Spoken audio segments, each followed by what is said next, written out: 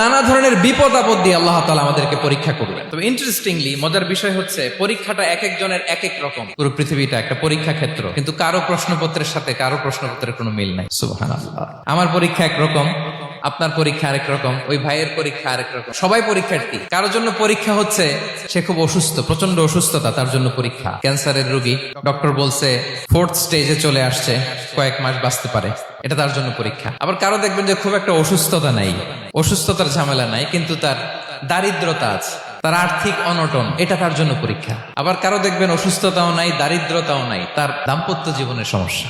অনেকের দেখবেন এগুলো কোনোটাই সমস্যা না, তার ছেলে কথা শোনে না, মাদকাসক্ত, রিহ্যাবে পাঠায়, আবার আসে, আবার গাঁজা খাওয়া শুরু করে, আছে না নাই বলেন?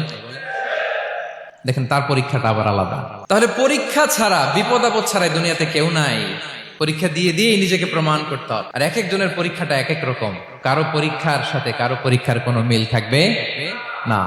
তো মাঝে মাঝে আমরা এটা ভুলে যাই। আল্লাহ তাআলা কালামে পাকে রিমাইন্ডার দিয়ে আমাদেরকে স্মরণ করিয়ে দিতে চান যে এই পৃথিবীতে আসলে তোমরা এসেছো পরীক্ষা দিতে। এটাই জীবনের বড় বাস্তবতা। এটা যদি ভুলে না যান, এটা যদি আপনার মাইন্ডসেটে থাকে যে পুরো জীবনটা একটা পরীক্ষা, তাহলে দেখবেন কোনো কিছু আপনাকে কাবু করতে পারবে না। আপনি হতাশ